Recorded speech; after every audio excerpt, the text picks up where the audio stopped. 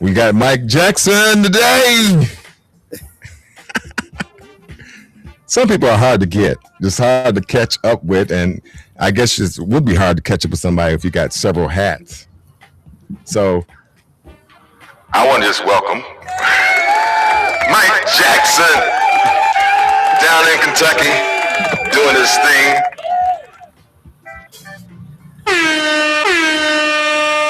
I apologize for all these buttons here. How's your day going, man? Man, it's good. It starts early on a Saturday. All right. It starts pretty early.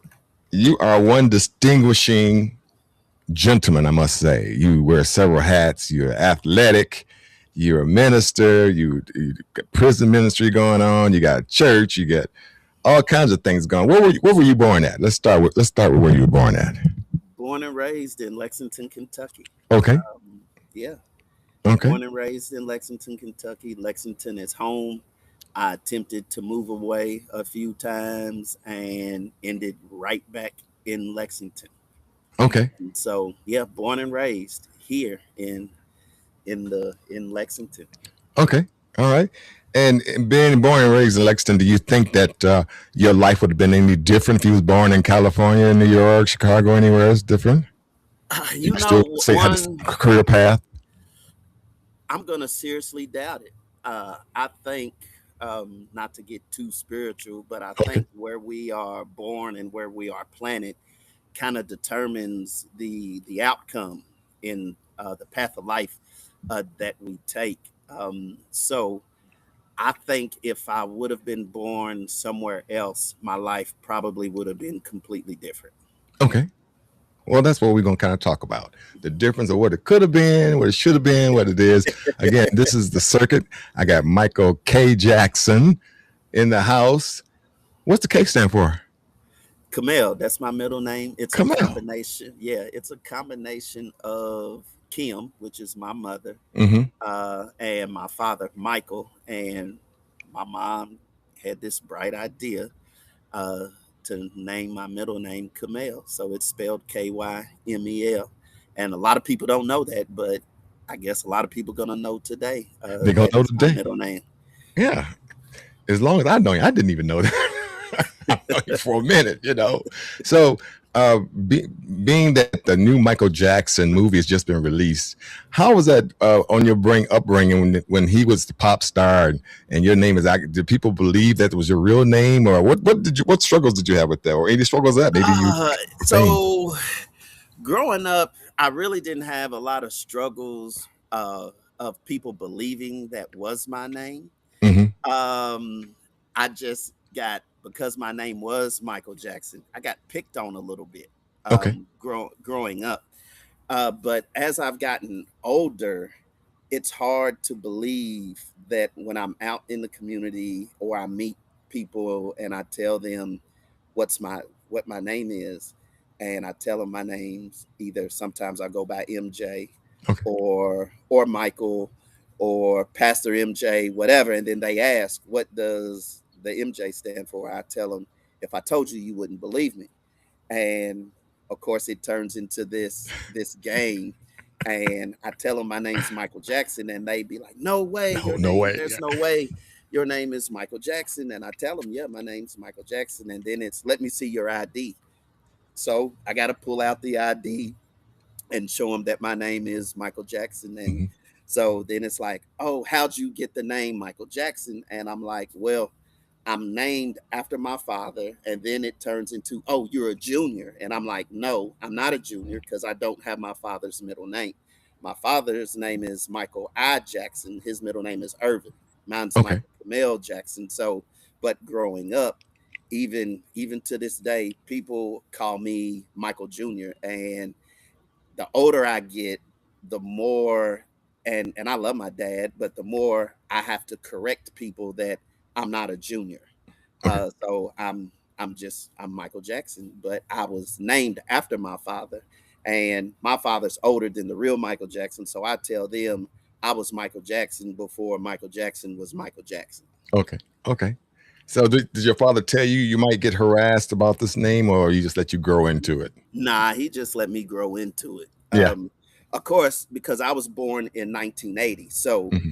Mike was really in the late 70s, early Right. 80s. Right. He was becoming this star, as so I was growing up as Michael Jackson as he was pretty much becoming a star. So Hmm. the more fame that he got, the more of the teasing that I got because of my name. And it's, Hmm. where's your glove? Can you moonwalk? Can you dance? Can you sing?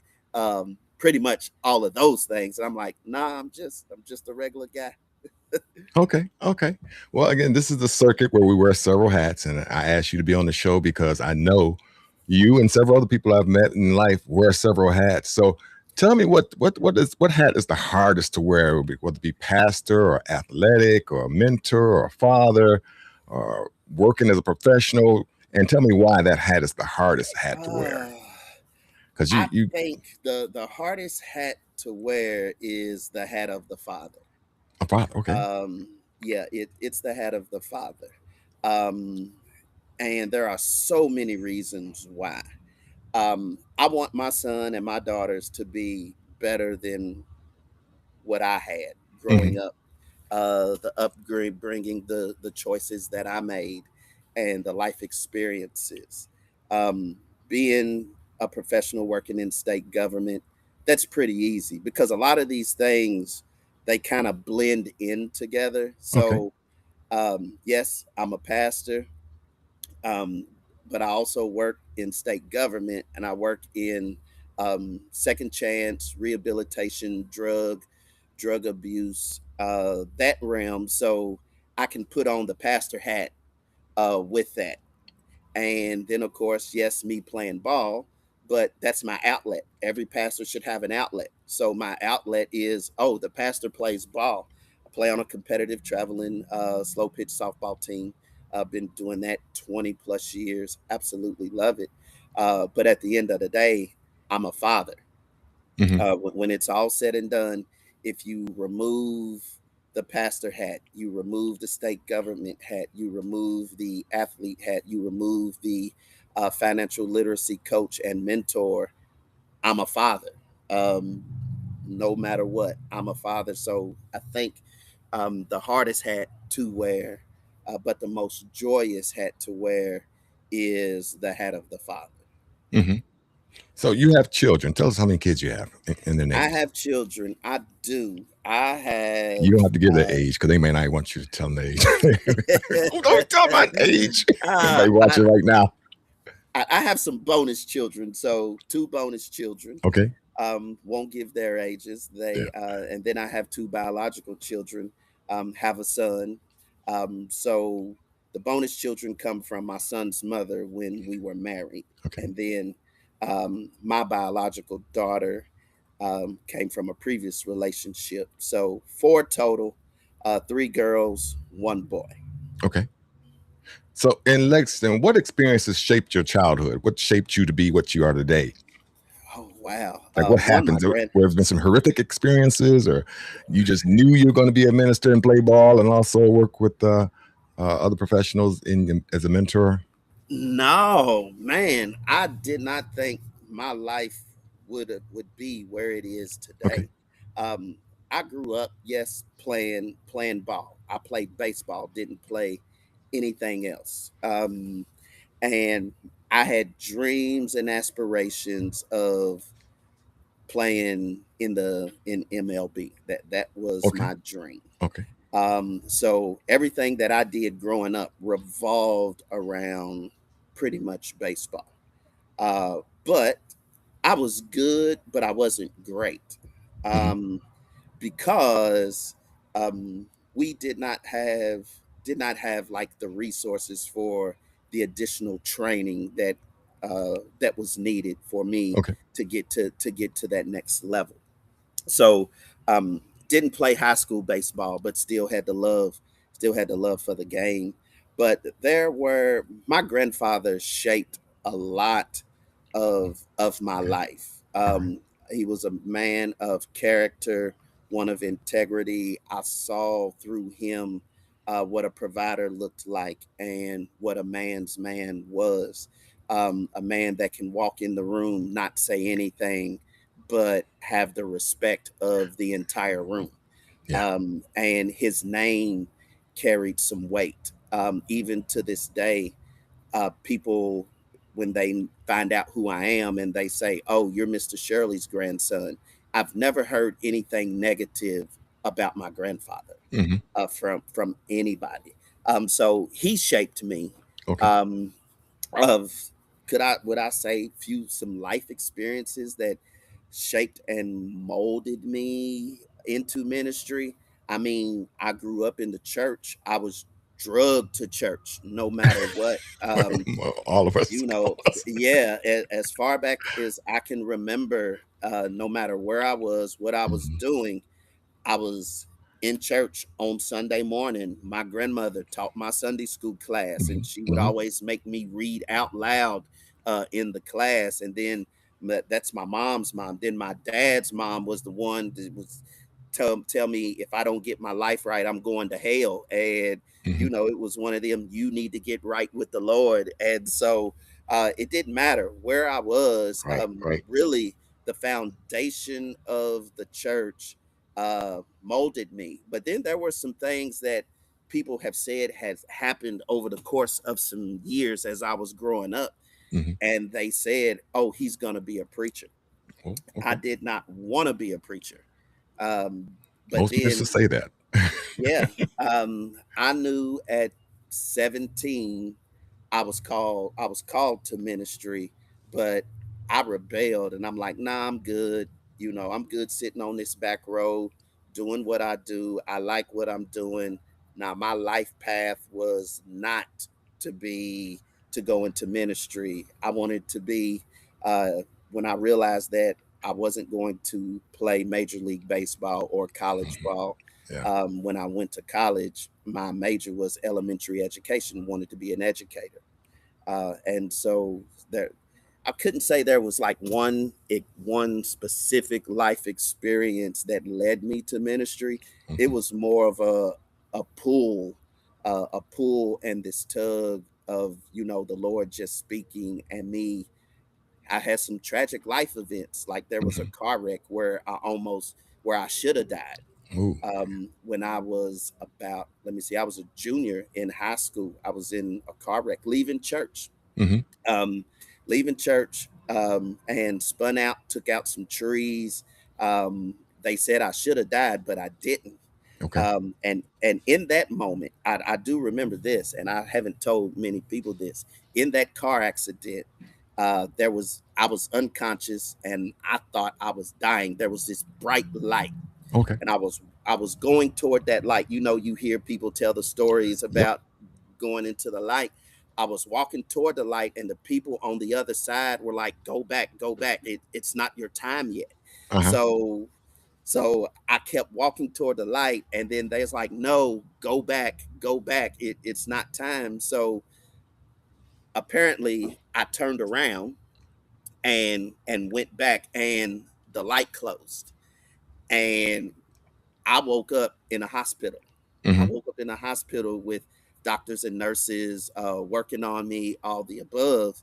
But in that moment, I was like, okay, I was saved for something. God saved my life for something. And it was in that moment that I realized that there was a greater purpose for my life. And that is when I really started to look at, okay, what is God doing with my life? Mhm.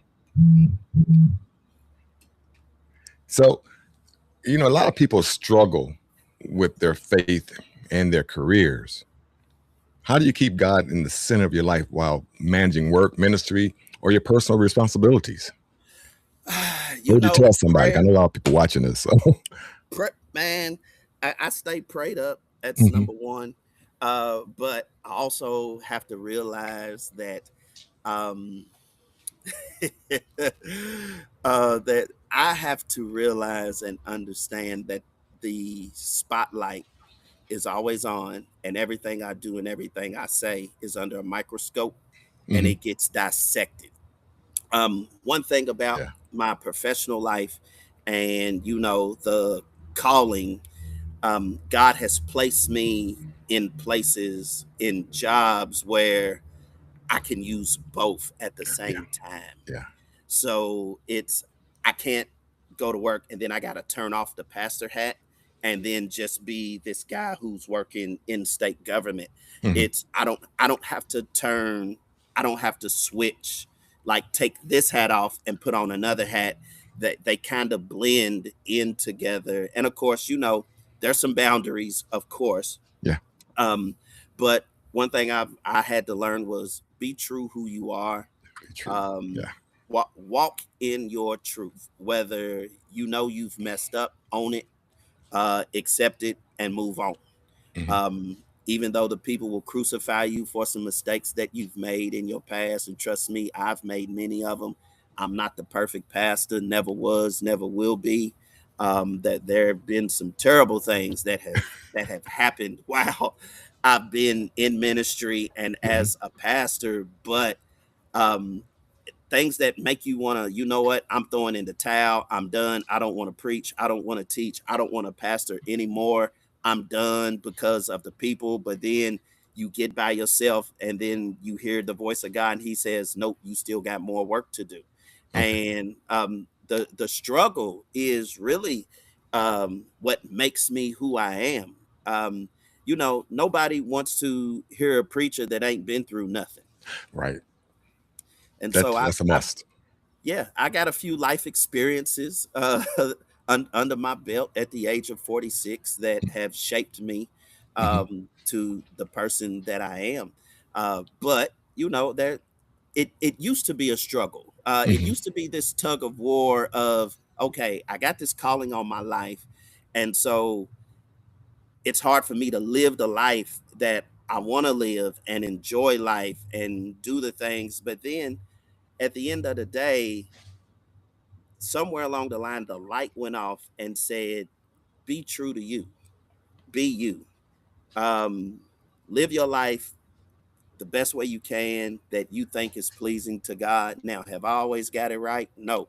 There have been some times when people have questioned, and you called to preach, and I'm like, yeah, sometimes I have that struggle myself where I'm like, I want to do something else. And God says, no, this is what you're going to do. This is what I've called you to do. And it's those moments where when you feel like giving up, throwing in the towel, or Hmm. saying, I'm done, I'm going to go do something else, God will show you something, why he has you where he has you.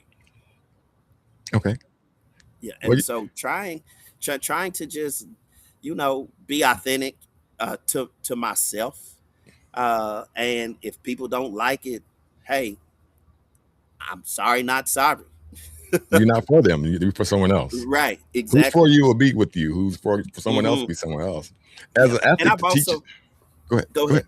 No, no, go No, ahead. Go ahead. I've also learned over the course of the last 5 years.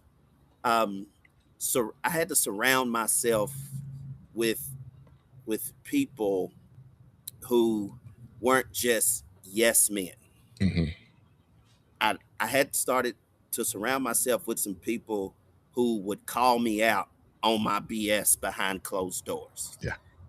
And that has helped shape me as well. That all the things that my parents, my aunts, my uncle, my grandfather, and the people in my family that have said to me, when it comes from a different source, from the outside, sometimes you hear it better than from people within your own family. So I had to surround myself with some people who weren't always gonna sanction the bull when I was Hmm. tiptoeing the line. It was like, hey, bruh, hey, if I didn't love you, I wouldn't say this to you. And Right. sometimes it's a hard pill to swallow, because it's some things that I'm gonna do it anyway. But then the look that it gives off, or that it can give off, isn't a good look. So Hmm. I surrounded myself with some good people in my life, that they love me, and they love me enough to say, "Hey, you messing up." True that. Yeah. Is that the LA Dodgers? Yep, that's the LA Dodgers. Who you gonna offend a lot of people, boy? I'm just teasing.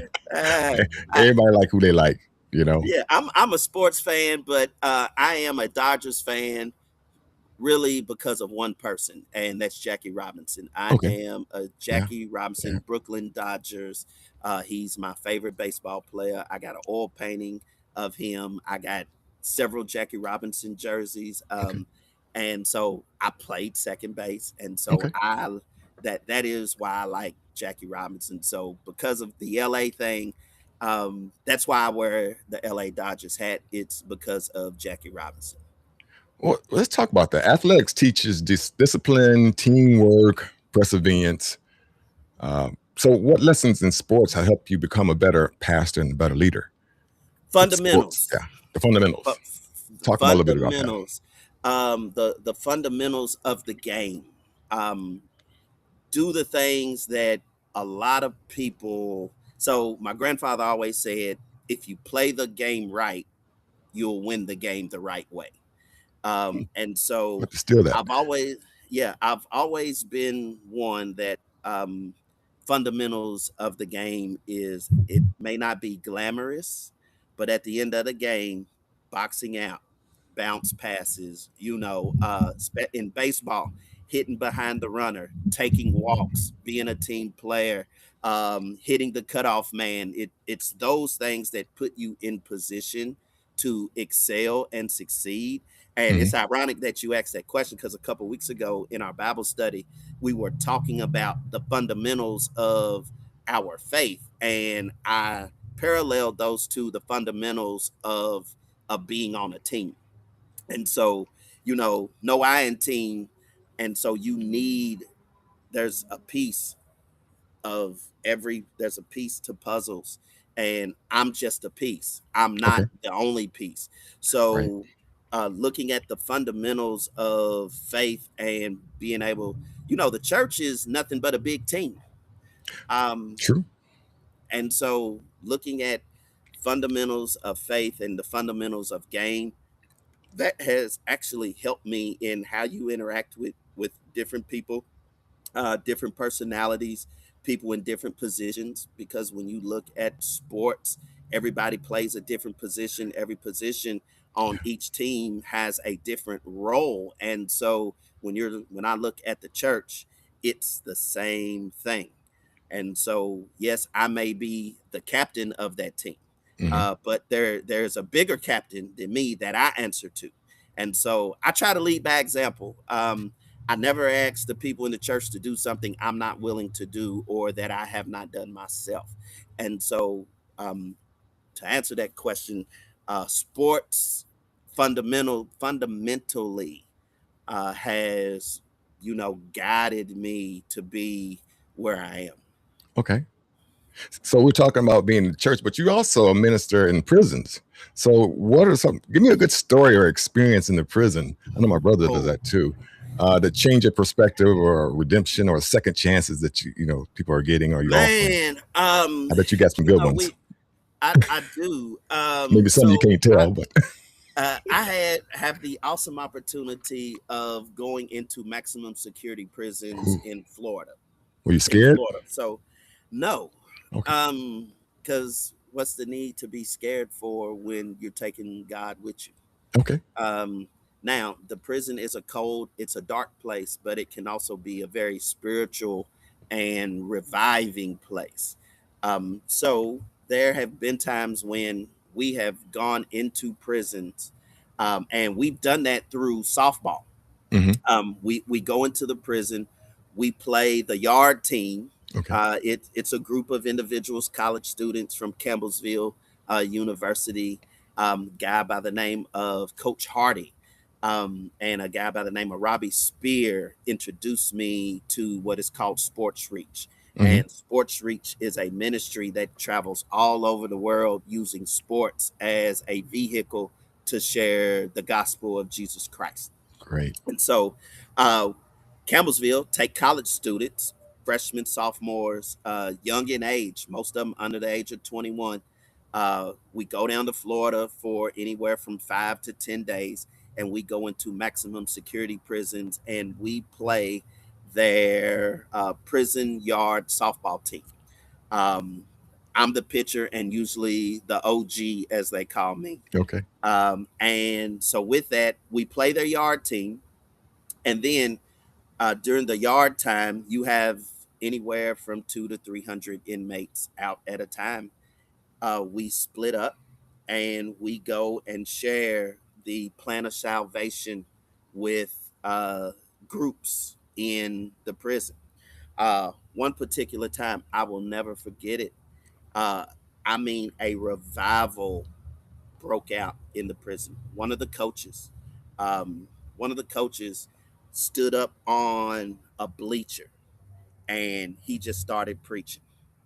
uh, and we had some issues getting into that prison earlier today, and so we saw that the devil was moving. And anytime God is getting ready to move, the devil gets busy. And so what happened? This guy just stood up on this bleacher, and he starts preaching, and you just saw all these wave of men just start coming toward the bleachers.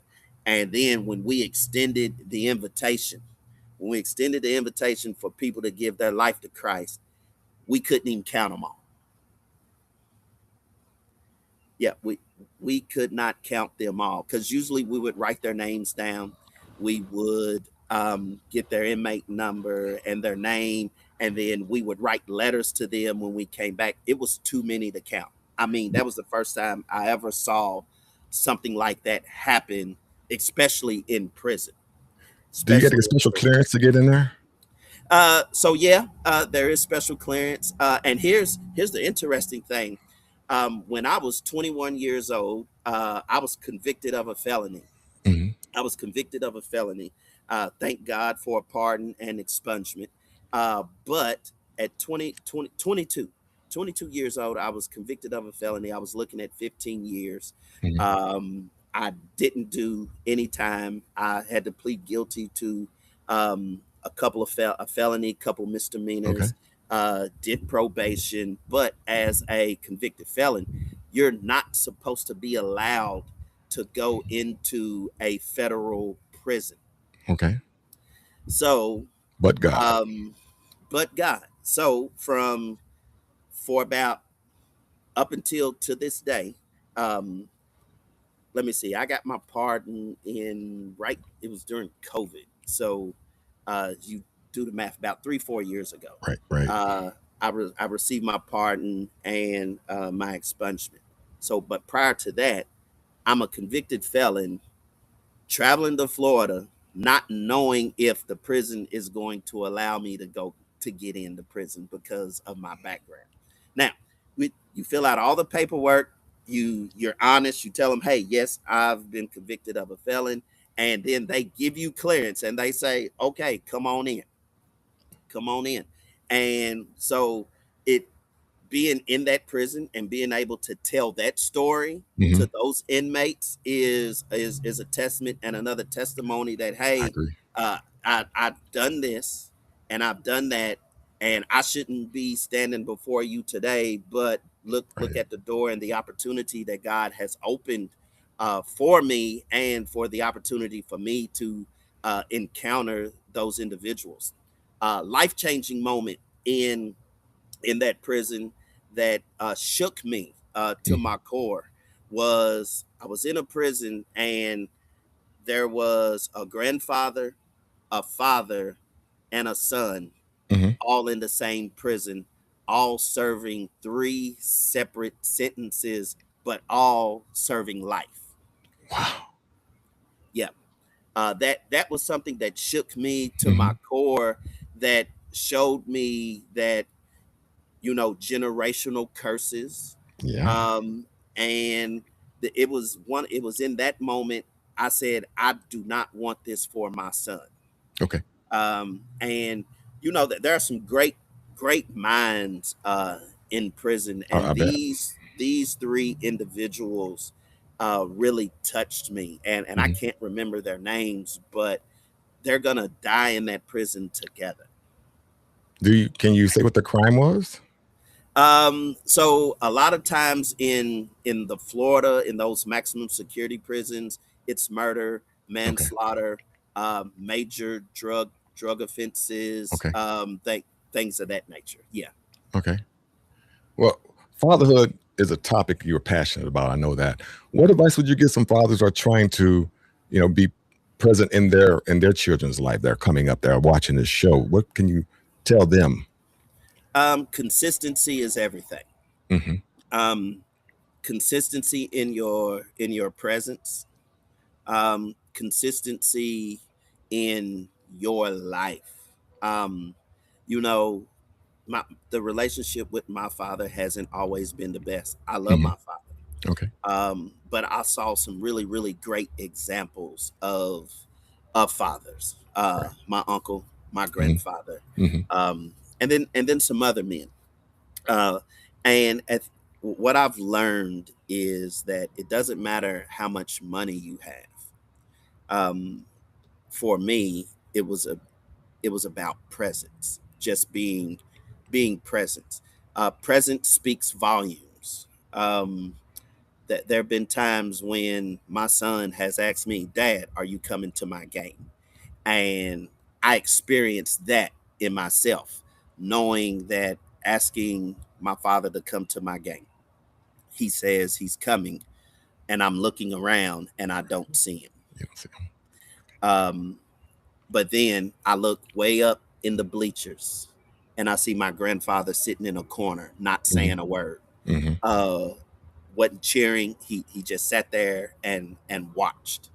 And so, advice to young fathers, I would say be consistent in everything that you do. Okay. Um, Try.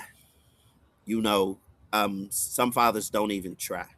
Um, but you also got to put aside your ego.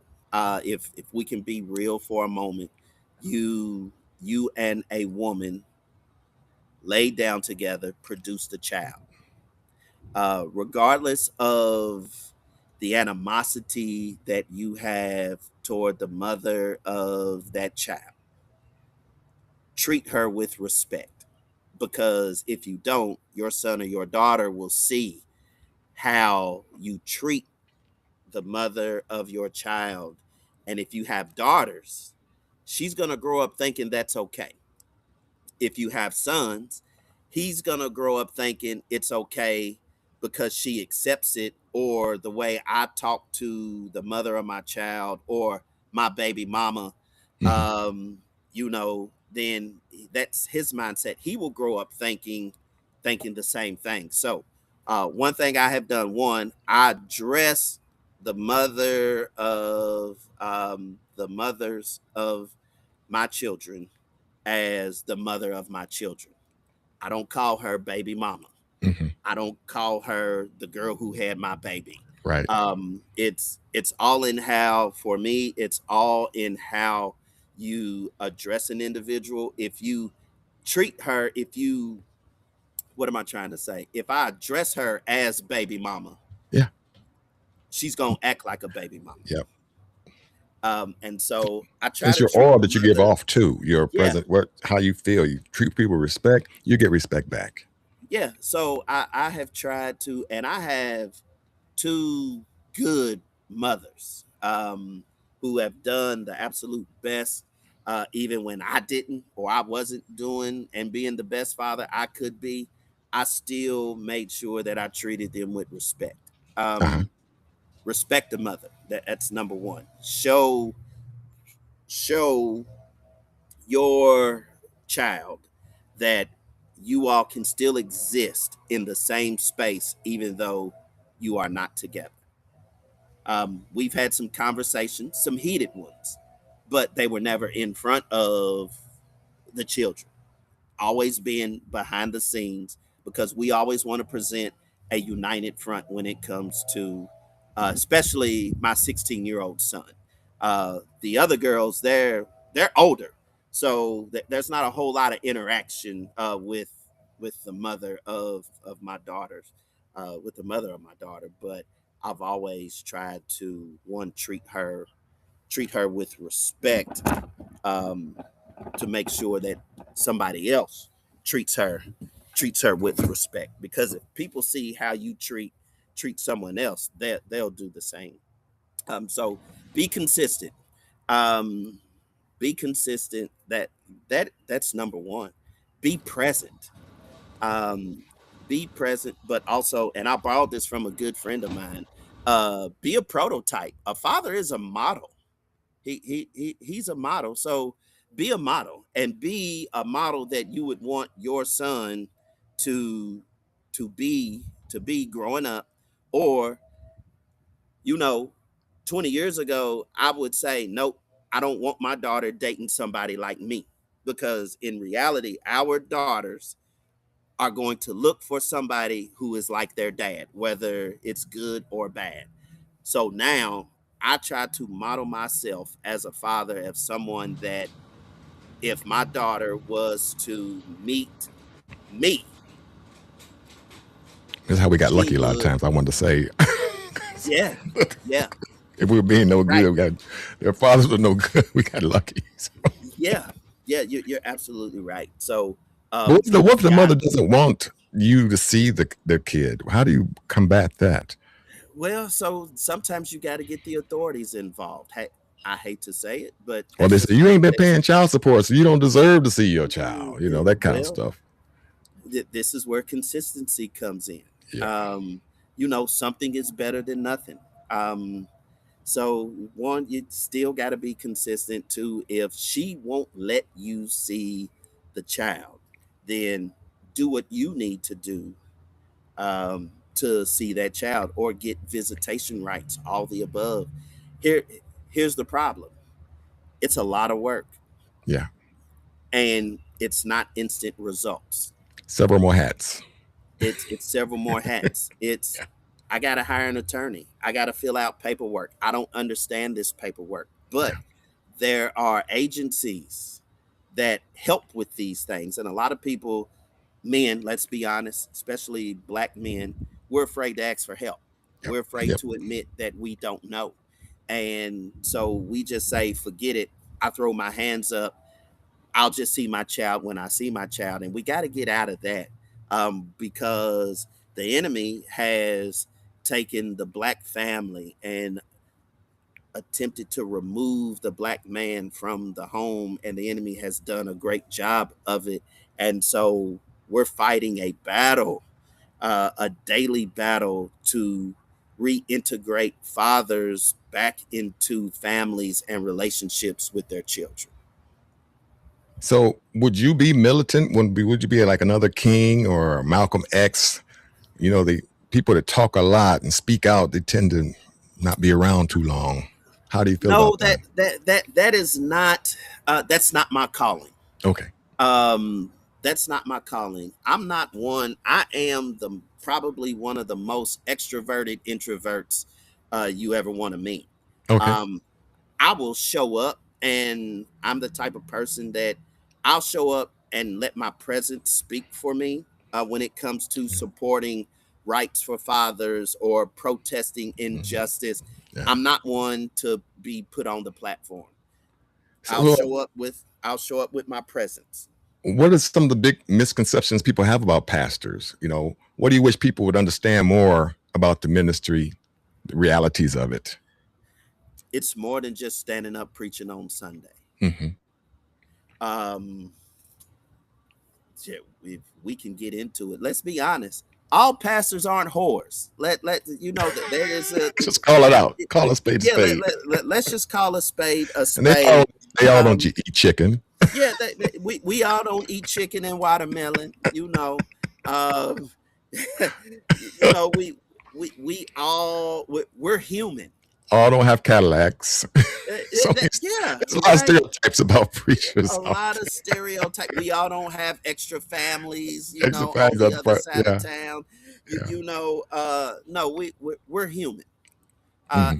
And that's not an excuse for our faults or for the failure, because we are called to live a life that is righteous. We all are.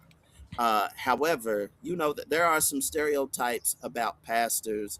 Is we, the money that is given to the church is going in the pastor's pocket. Not Right. true. I've I'm I've pastored 3 churches, and I don't touch any of the money. Okay. You Okay. got people in place for that. Now, don't get me wrong. There are some churches where that structure is different. Hmm. However, I don't want to put myself in a situation where I have to answer to some misappropriations of some funds. So Hmm. no, pat, all pastors aren't thieves either. Um, all pastors, I can't say all, um, A but great many of them. a great many of them, right? But then there are some that are really true uh, to the calling. And so, we're all not looking for a pretty first lady. It's that there are some things. Oh, he's got to have this, or we're all not arrogant either. Um, get to know us. Some people seem to think that, oh, he's a pastor. Um, he doesn't do this, he doesn't do that, or he can't do this, he can't do that. I'm a regular individual that has, especially, and we don't have to get into this, but you know, dating, being a single pastor is hard.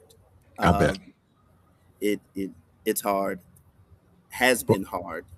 However, when because some women run to it. Oh, they believe that they have their design and their calling is to be a preacher's wife or a are they minister's wife. starstruck? No, Okay. no, no, no.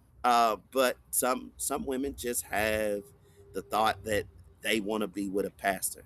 I don't know why, because it's not a glorious life. What people see on Sunday morning is completely different than what happens Monday through Saturday, Hmm. the life of the pastor. No Um, doubt. No doubt. there's study time, preparation time, there is phone calls, there's visits, there's schooling, there's this struggle, there's the late nights, the and not only that, raising a family, being a husband, all the above, all these things, and being a pastor.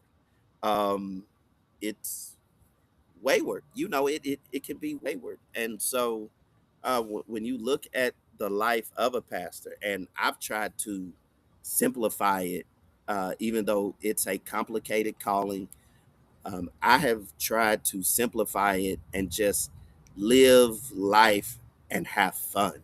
Hmm. Um, and I think that there are, and I'm just going to throw it out there are a lot of pastors who are miserable because they are afraid of what the public eye is going to say about them if they go to a concert, or Okay. if they go to the Yeah. casino, or if Yeah. they go on vacation, or if they're seen having a glass of wine at dinner and all the above.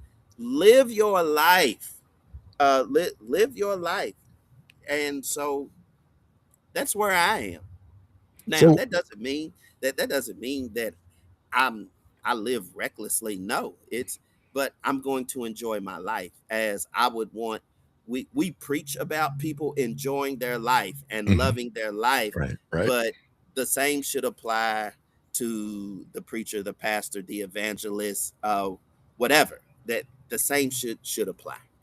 So, I got a question for you. When, as a pastor, and you have a flock, a young lady calls. I'm sure they can call anytime in the morning, 2 or 3, 4 o'clock in the morning, whatever, and they ask you to come over to the house and pray for them. I've heard some ministers, they bring their wife with them to go over to that house, or do you go, or do you say, hey, we'll pray in the morning, or when I get up, go get some sleep, or you try and talk them down? How do you handle, or how do ministers handle that situation, when she's Well, hurting? uh, well, one, when young lady, one, you always have to make sure that you protect yourself at all costs.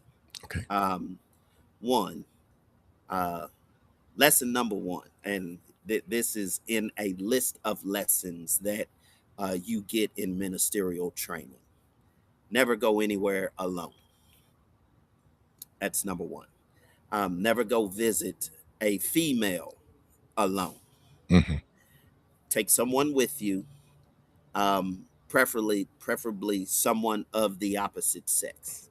Um, Number two, respect my boundaries. Um, if what you have going on, unless it is death or an immediate emergency, that issue or concern is still going to be there when I wake up in the morning. Correct. So I'm not getting up out of my bed at 10 o'clock to go to a house to pray with somebody. Hmm. Okay. Not doing it. Not not Okay. not doing it. Let's be honest. You've read the stories of certain pastors that get trapped or get put in situations that could have been avoided. Um, Avoid a situation at all costs. Me being single, no need for me to go to individual's house of the opposite sex at 10 p.m. to pray Okay. alone. Not happening. Not Okay. happening. Now, where Got to do you put learn that boundaries. at? Do you learn it in a school, So or you just some you older pastor told you don't do you that, you or know you learn that through, we call that on the job training. okay, okay, There's no school for that. You okay, know that is um, the pastor that you're sitting under. Those are the lessons. I call those the behind the scenes lessons that you get. That there are a lot of behind the scenes lessons that are talked about off camera that you implement into your life, um, as a minister, to protect yourself from scandal. hmm, Um, many times. Oh, I'm never in my office alone with a female with the door shut. okay, If there is a female in my office, that door is always open, and usually there is another party in that office with me. hmm, Someone that I trust, and someone that uh, can hold things in confidence. okay, And so, those are some of the things that you have to make sure that you guard yourself, against, because there are, we call them preacher chasers. There are okay. some females out there that are preacher chasers. They chase the preacher. I They see. see that yeah, they see young single pastor. You you see the looks with social media. You see the inboxes. You know all the above. You've met And some pretty big preachers and ministers in your life. What are some of the ones that you've met that you admire that stood out? um, Reverend Dr. H. Beecher Hicks, Okay. Metropolitan in the DC area. Lance Watson, Hmm. I've met him. Robert Smith Jr., who was originally out of Cincinnati. Uh, Got a really good friend by the name of Thomas Beavers, who pastors the Star in Birmingham, Alabama. Um, that there are, gosh, Robert Earl Houston, a dear friend of mine, was from the West Coast. He passed away. He introduced me to a lot of nationally known preachers and pastors. J.C. Perkins out of Detroit, Okay. from your area, Greater Christ Church Hmm. in Detroit. There are, gosh, there's just too many to name. I mean, Would you say even there's a difference from north? I'm sorry, from the East Coast to the West Coast, and from the North to the South? Is there a difference, or all ministers just have their own style and just unique? that it's different. It is You different. you Okay. can you can kind of tell um a progressive National Baptist Convention preacher, Okay. a National Baptist Convention preacher. You can tell. A lot of them are. I'm not going to say the same, but they. There's a certain style, certain Yeah, niche, certain yeah, progression yeah, that they take that you can always look for that or yeah, feel for that. yeah. But there are a lot of great preachers just in the country. Period. And some pastors are one sermon away, of one viral moment away from their platform shifting. But it's also connectional too. Who do you know? Who do you know that can put you on these platforms? I Hmm. mean, even in Kentucky, you have Kevin Cosby, you have F. Bruce Williams, you have some great nationally known pastors right here in Kentucky. Hmm. Um, you have a David Peoples. You have, I mean, you just have a lot of great preachers, even in Kentucky. But you get out of Kentucky and church is completely different. Um, you go north, church is different. You go south, church is different. It's yeah, there are even some nationally known great Methodist preachers, Vashti McKenzie, Hmm. to name to just to throw her Okay. name out. Okay. There's some great ones out there, and you know, and I'm not bragging, but I've met these individuals, Marcus Cosby, Yeah. who comes to Kentucky a lot to preach. Lance Watson.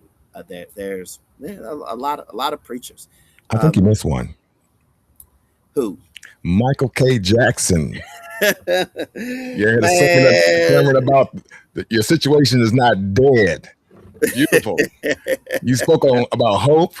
So, what would you say someone listen to that today that feels like they run out of hope? Talk a little bit about that. man, You're a don't great give minister. I'm telling you. man. I appreciate that. Don't give up. Um, you know, and we I try to be better than my last sermon, Hmm. whatever that looks like. And you know, every sermon that I preach isn't for everybody every True. Sunday. You know, God gives you a message, and sometimes it's for everybody, but then sometimes it's just specifically for that one individual, and God lets you know that, or that individual say, "Hey, that sermon was for me." And you know, humbly I say thank you. Okay. um you know, but for somebody that is struggling is because you know, deliverance, because I preach a lot on being delivered from oppression, um substance abuse, depression, because you know, I've dealt with these things myself, Okay. so Okay. it's hard for Yeah. me. It's hard for me to preach on um, depression, and I've never had a battle with depression myself. It's hard for me to speak on suicide, and I've never had suicidal thoughts. Right. Right. So a lot of my preaching comes out of my own personal life experiences. So um, it's not one of those, hey, look at me, but it is, hey, if God can do it for me, He Yeah. can definitely do it for you. You just got to seek Him and Yeah. open your heart up and say, okay, Lord, I'm available. I need you to come into my life, and this is what I am needing. But also, there's some things we got to do. You know, to receive a miracle, it's got to be participatory, right? Hmm. So it's what I'm gonna get out what I put in. If God is going to deliver us and heal us, there are many biblical stories where they asked a question and He said, "Well, you got to do this to get it," and they go do it, follow the instructions, and then guess what happens? The miracle happens. And so I think one of the main things for an individual who may be struggling with just life in general and they want God to bless them is be obedient. Just Yeah. do what His word says. And one, you'll sleep real good at night, because I sleep real good at night. Knowing that you have done everything that God has instructed you to do, I believe, to me, is one of the major keys in God blessing your life. Instruction and keys. I like that. If you can Instruction go keys. back to when you were 25 years old, go back in time, what instructions and keys would you give yourself? What advice would you give yourself about life, leadership, and faith? Life, leadership, and faith. When you're One, 25 years old. 25 years old, I was a year into ministry. Okay. Uh, so at 25, if I was to my 46-year-old self talk to my 25-year-old self Hmm. right now, I would say fight. Um, you got to have some fighting, and that is um, because I would give up too easy. Hmm. When it got hard, I would throw in the towel. When things didn't go my way, I throw in the towel. But then also know your value. I shortchanged myself um, from 25 to 35.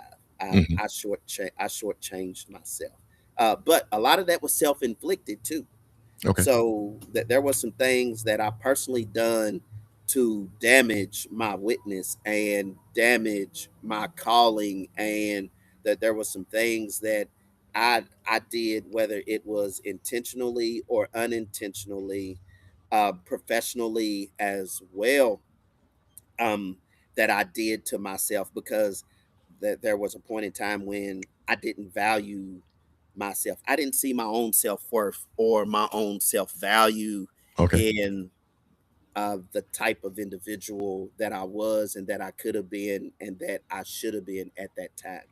And so, that there was a lot of things that in ministry I drank the Kool-Aid and I shouldn't have.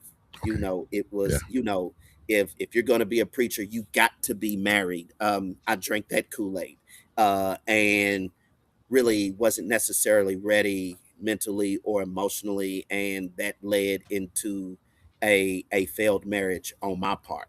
Mm. And so I had some growing up to do, but I also had to take an inward look at myself and ask myself, what did I want?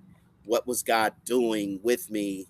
And what did I need to do to get there? And one of those was, one, I had to go to therapy.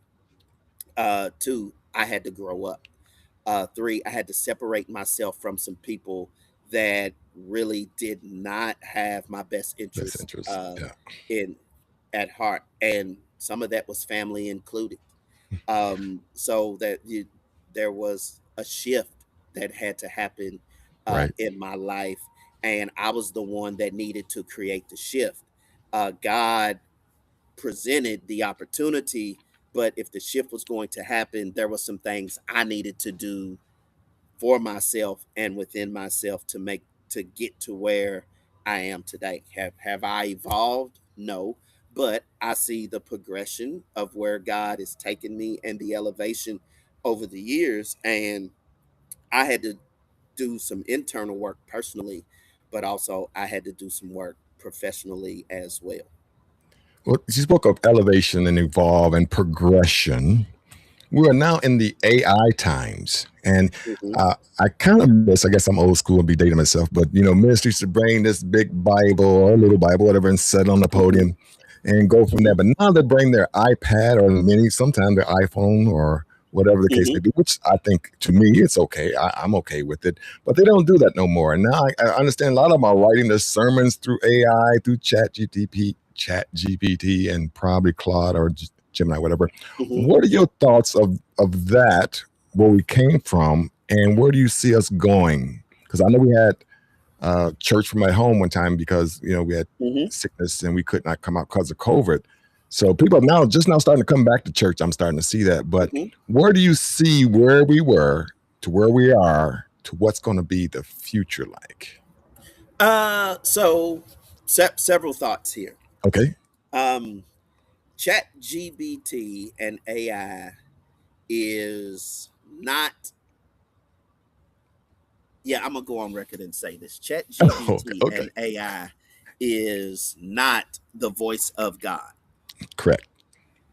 So preparation is key.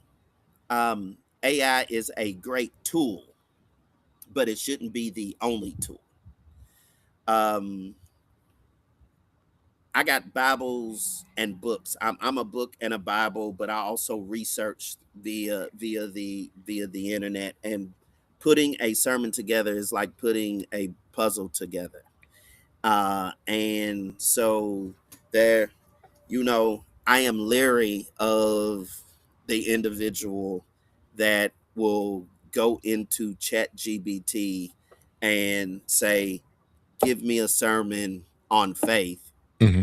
and Chat GBT spit it out, and you pull it and put it on you print it off, you put it on your tablet, whatever, and you preach it verbatim. That's lazy. Okay. Would Another you be able rule to that tell if they can you tell when the minister does that you when it's not know really soulful or what is it? Doesn't it? so you Is it no, cold? I can't say you really can't tell, but that individual knows. Hmm. The individual knows if they have put in the time, the work, the effort, and the prayer time when it comes to sermon preparation. That's Okay. between him and God. So as another minister, no, so you have all these nationally known ministers, right? And they preach all over the country. Hmm. And sometimes, and with this age of COVID helped, but COVID also hurt. Yeah, of COVID course. helped. COVID helped in many ways because it created platforms for preachers and pastors who may not have gotten the notoriety of the recognition of Mhm. being a great pastor or great preacher or a great Good point. Good pulpiteer. point. Yeah, right. I But didn't think about that. what it also did is it exposed the lazy preacher and pastor. And I don't care who hears this, but We ain't so calling but names, what it so I'm not calling names, we ain't but calling names. So this happens all if over the the shoe world, fits, if the shoe fits, wear it. right? So it it made also preachers lazy, where now I can download a pastor's sermon from California and preach it in Because Kentucky and preach it verbatim. when I've nobody heard know, this, and we assume nobody would know. However, guess what? There have been times when individuals have actually preached a sermon by a nationally known pastor verbatim, and you're sitting there like, oh, that's such and such a sermon right? because he preached it here on this date. Or you could just pull it up on YouTube Yeah. and say, hey, he's preaching this pastor sermon. Now, that's what COVID did. Is that Uh, stealing? yeah, you didn't stole a pastor sermon. Now, uh, uh, another thought that was given to me earlier on in ministry is, if you're going to borrow somebody else's thought, give the author credit. Yeah, at Give least. give the author credit, and then don't take their sermon verbatim. Take what you can take from that sermon if you're going to preach it, but then make it your own, Hmm. and then make it your own. So, um, We take yeah, singers, we take other choirs from across the country and do their yeah, songs, and we don't yeah, say nothing about that. I mean, we should just as bad because they should get some type of royalties from that, yeah. Well, but they don't. sometimes the pastor should get royalties for a sermon that he's preached. Yeah. But I think AI is not the voice of God. AI, Okay. I believe, is an additional tool that the preacher can use, but it Hmm. shouldn't be the only tool.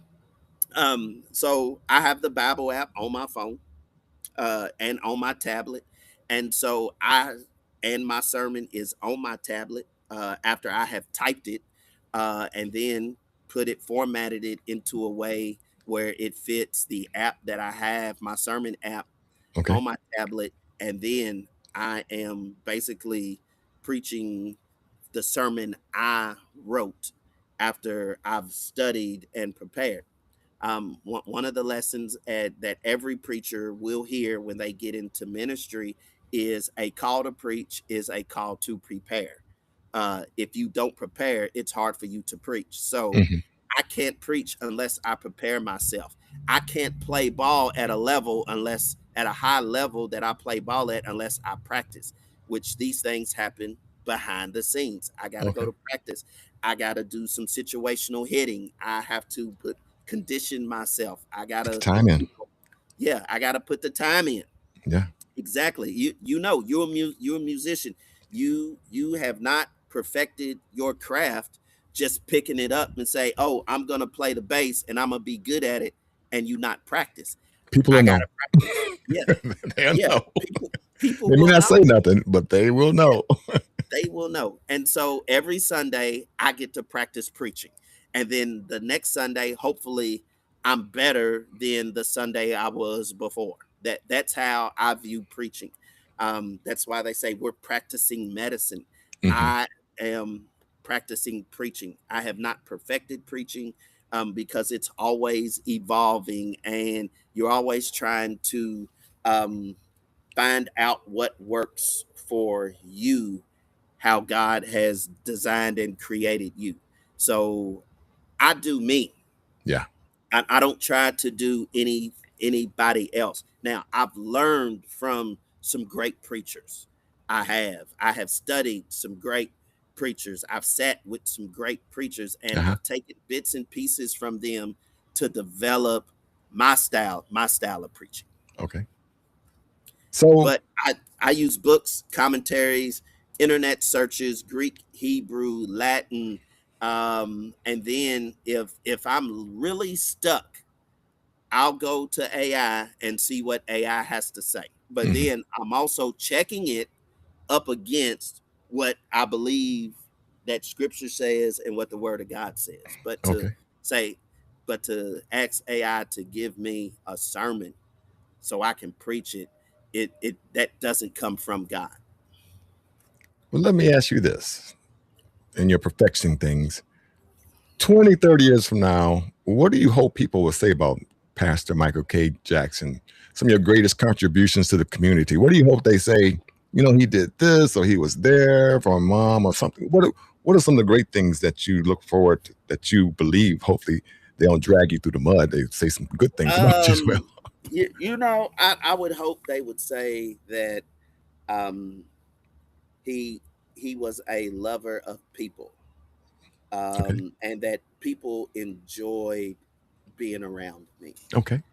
Um, I would love, and this isn't a goal of mine, but I would love for when I'm gone and people see my son, Hmm. that they have positive things to say to my son about me.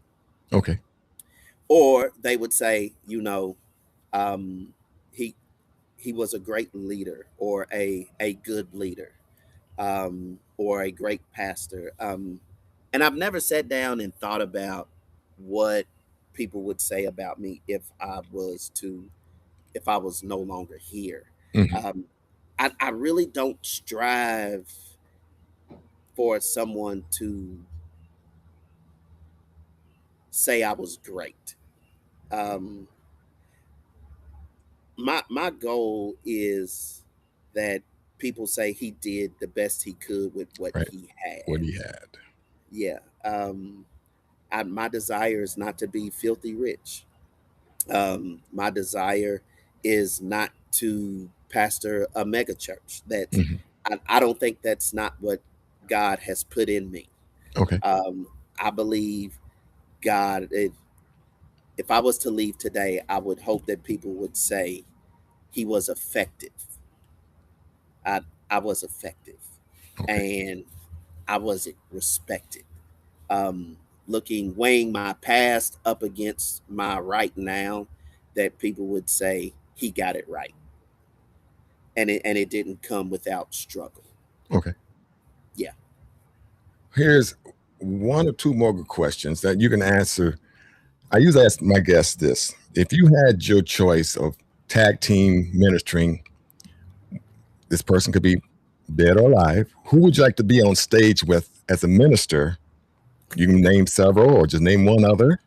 And then follow up later, as far as since you're athletic and you play baseball, softball, who would you like to be out? You already named one of your favorites, out on the field with, that would just make your day, that if they're, again, dead or alive, that you were out there playing with, just being their presence out with the ball. So start with the minister first. Who would you like to tag team Man, that is preach a with? great question. Now, Um, I've given people the right to not call anybody because they didn't want to offend the people that they did not call. So if you just man, want to do the baseball one, that's fine too. there's too many Right, preachers to right. So I don't want name to get you in no trouble. that came before me that I've seen in the past. Just their videos, even their videos of them before my time. Uh-huh. Um, that there would, gosh, yeah, man, that there's just too many. That there's, Right. gosh, I too always get many people to in trouble with name. that one. Go with the baseball.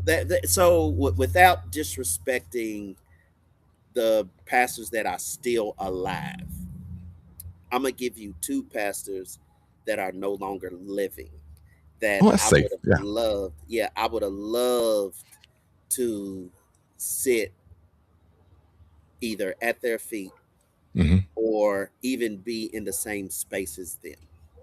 Uh, One would be William Augustus Jones, Okay. and then the other would be Gardner C. Taylor. Those two great nationally known preachers and pastors that have some Kentucky ties. Um, but You would I, blend right in with them.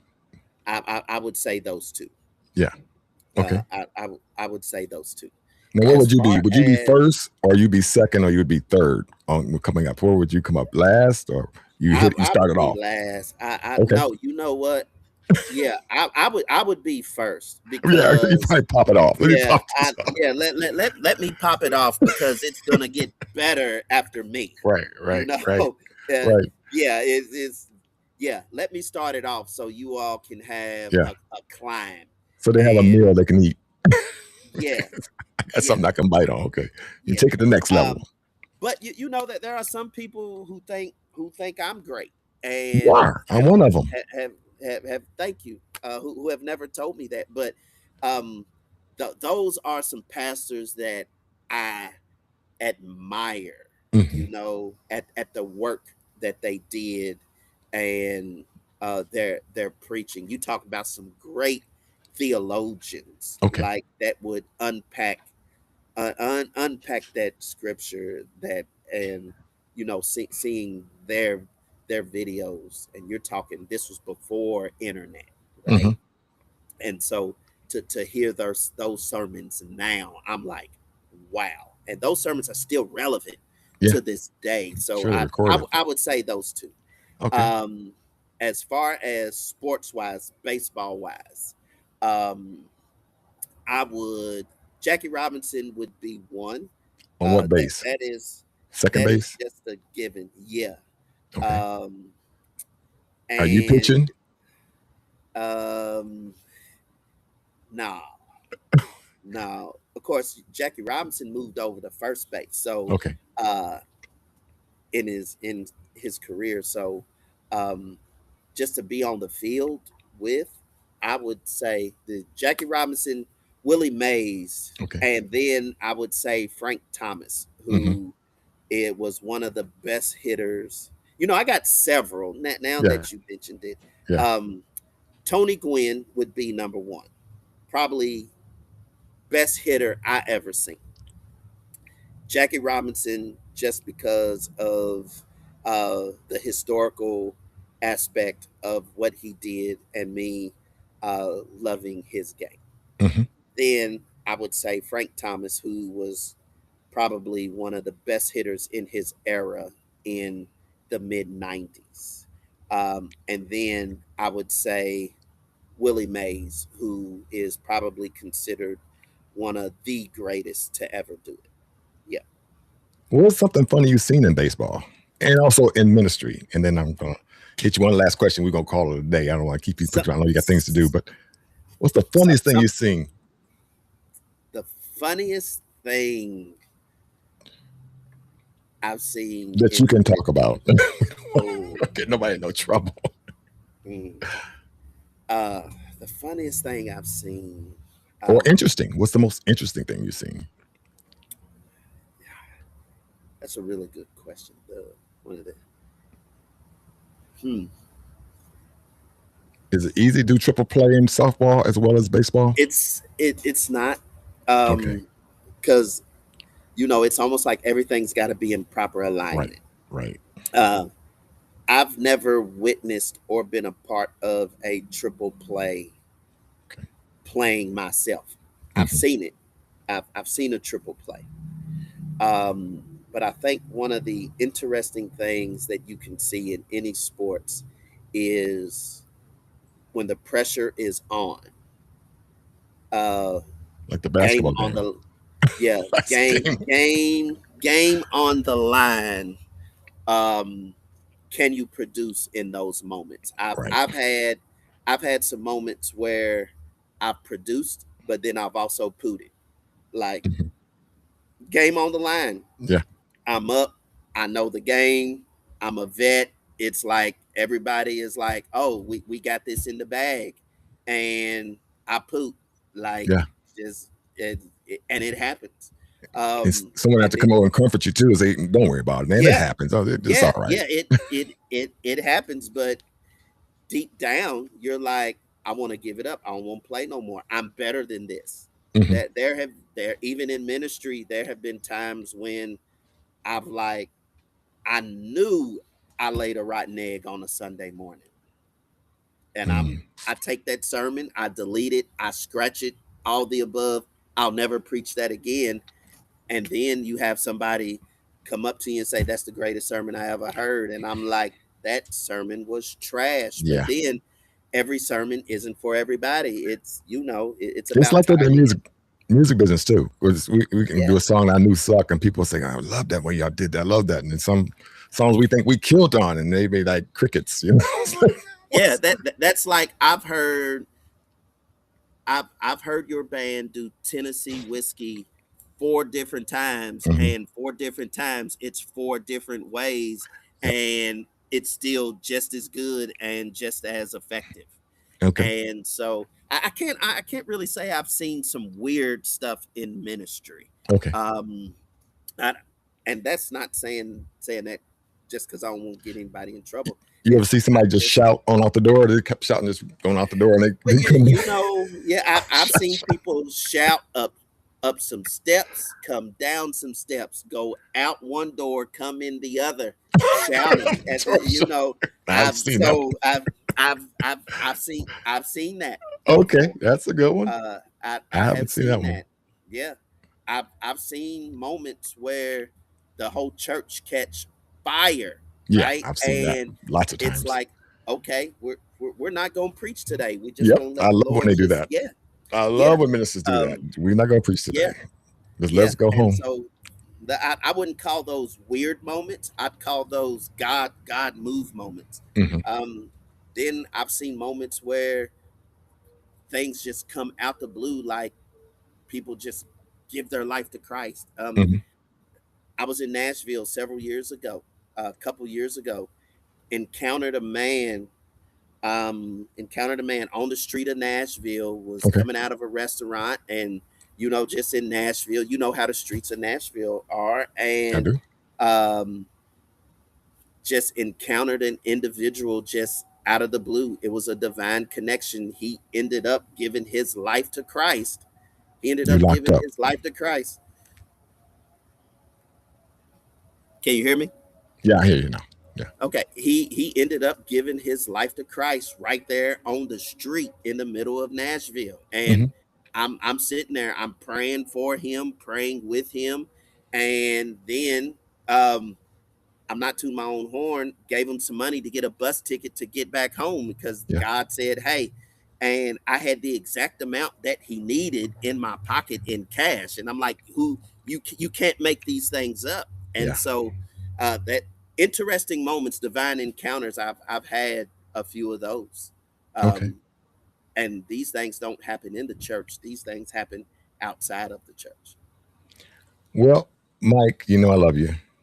Man, I Thank you love you for too. being on the Circuit podcast where everybody wears many hats. I got one last question.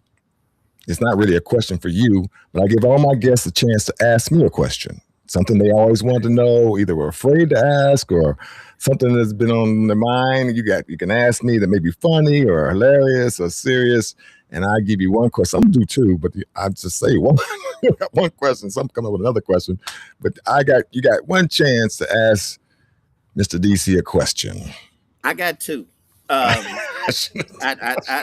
got two. Yep, I got two questions. Okay.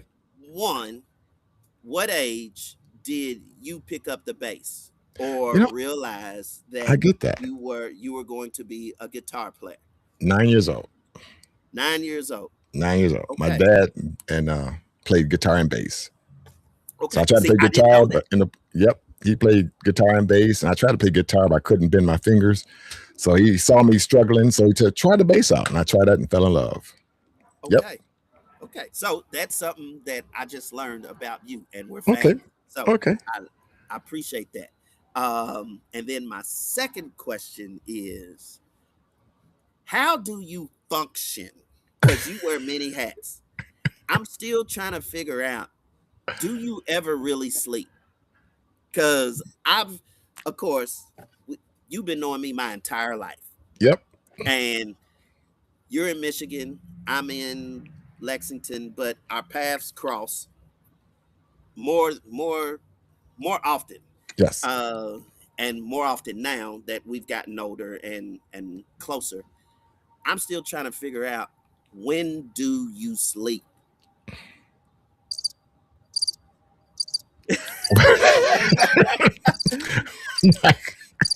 I hate to say this, for people maybe listening up. I really don't sleep. I have to take Ambien to make myself sleep. My brain is so always thinking, always. In fact, I got about 4 or 5 this morning, waiting to just get with you. So, make sure things ready. It's gonna be exciting. I'm gonna talk to Mike. It's gonna be nice. And I was putting things together for that, and it just never quits. Now I do take naps, maybe Mm-hmm. 5, 10 minute naps, maybe half-hour naps.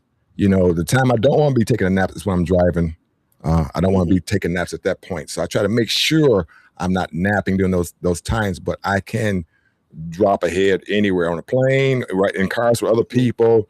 But because I've always got so many things to do, whether it be music or inventing or my organization EIG or kids and family, friends, reunions. It's just one thing. And a lot of people depend on me, and so because they depend on me to do certain things, my mind and brain is always overactive. And I've heard one person say that I sleep when I'm dead. So I kind of go by that, but I just get in when I fit in. When I can get it, some sleep, I do that. So now I'm concerned. I'm supposed to be retired, supposedly. Yeah, you're Um, not retired. I'm doing more work than I did when I was working, so I can't stay still. I'm just like a little kid. You just won't sit down someplace. So I'm working at it. I'm working on I it, got and hope, as I say, pray my strength in the Lord. I'm trying to get better at that. But I got to say, you've done my heart good, Mr. Michael K. Jackson in the house for the podcast of person wear many hats. So if anything you need, of course, you got my number. I got it. You can look me up. I got a thing I do on Tuesdays, man. I might like to have you either call in or talk to me. I get a little session going, because you got a few other stories that you dove into. That's, man, those are good topics too. I would like to get into. So Okay. let's look into getting together again. Man, looking forward to it. And I'm not sure what you got. You got anything coming up, or you ministering that?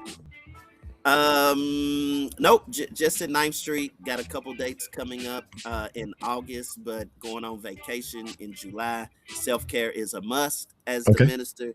Take time to unplug. Make sure you take some time away. So in July, I'm taking some time away. All right. Did you want to do a shout out to your church or anything or anybody? Man, yeah, shout out to the 9th Street Missionary Baptist Church in Covington, Kentucky, on the east side of Covington, 231 East 9th Street. Worship is at 11. We're done by 12:30, 12:45. Would love for anybody in the area to come worship with us. in the Cincinnati area, come across the bridge in the Northern Kentucky area, or you can join us online on YouTube, Facebook, or even our Facebook page. You can look up 9th Street Missionary Baptist Church, Covington, Kentucky. All right. Well, Mike, I'll be in touch. You'll hear from me. And again, if you need anything from me, let me know. Keep me posted on whatever's going on in your life. Will do, man. I love you. I love you. Love you too. All right. Peace. All right.